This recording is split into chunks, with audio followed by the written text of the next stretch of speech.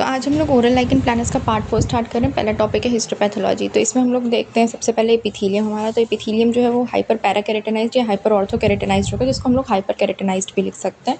Then acanthosis हो रहा होगा, हमारा स्पाइनस सेल लेयर जो है वो थिक हो गई है। एकैंथोसिस का ये मतलब है। रेटे रिजेस और एपिथेलियल रिजेस जो है वो शॉर्ट एंड पॉइंटेड हो गए, जिसको हम लोग सॉ टूथ अपीयरेंस कहेंगे। फिर जो नेक्रोसिस, जो हमारे बेसल सेल लेयर है उसमें नेक्रोसिस या डीजेनरेशन हो रहा होगा। आप लोग पिक्चर में देखिए अच्छे से दिख रहा है जैसे वो एरिया है। उसके बाद फिर जो हमारा सब एपिथेलियल बैंड है उसमें लिम्फोसिटिक इन्फिल्ट्रेशन है। जो पर्पल एरिया पूरा है वो हमारे लिम्फोसाइट का इन्फिल्ट्रेशन है। मैक्स जोसेफ स्पेसेस जो हैं वो दिख रहे होते हैं।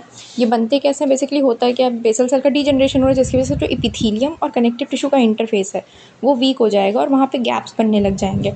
उन्हीं क्लेफ्ट या गैप को कहते हैं मैक्स जोसेफ स्पेस, जहाँ पे वो लिम्फोसाइट वाला एरिया है, बेसमेंट मेम्ब्रेन और हमारा जो कनेक्टिव टिश्यू एक दूसरे से दूर चले जाएंगे। अब इन्वेस्टिगेशंस हम लोग कैसे कर सकते हैं इसमें? तो लैमिनिन स्टेनिंग और फाइब्रोनेक्टिन स्टेनिंग होती है। स्टेन जो होगा वो उस एरिया में एब्सेंट होगा जहाँ पर फिब्रिन डिपोजिशन या कोलॉइड बॉडी का फॉर्मेशन है, मतलब जो बेसमेंट मेम्ब्रेन है वो डैमेज हो चुका है बेसिकली।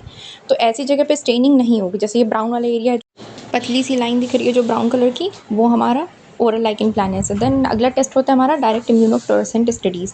तो इसमें क्या है, जो हमारा बेसमेंट मेम्ब्रेन है जो एंटीफिब्रिनोजेन के साथ रिएक्ट करेगा और वो पॉजिटिव होगा फ्लोरेसेंस के। अगर वो ओरल लाइकन प्लैनर्स से इन्फेक्टेड है तो वो ऐसा शाइन करेगा ग्रीन सा। फिर इलेक्ट्रॉन माइक्रोस्कोपी में हमें रिवील करेगा ये पूरा ब्रेक या ब्रांचेस हैं जो हमारा ये डुप्लीकेशन हो रहा है जो हमारा बेसमेंट मेम्ब्रेन का वो। अब इसके मैलिग्नेंट ट्रांसफॉर्मेशन के चांसेस कितने हैं तो हम लोग वो पढ़ेंगे। इसका फ्रीक्वेंसी जो है वो बहुत ही ज़्यादा लो है, 0.3 to 3% चांसेस हैं इसके स्क्वैमस सेल कार्सिनोमा बनने के जनरली। अब उसमें भी एरोजिव और एट्रोफिक फॉर्म जो होता है इसका, वो ज़्यादा मैलिग्नेंट ट्रांसफॉर्मेशन देखा गया उस चीज़ में।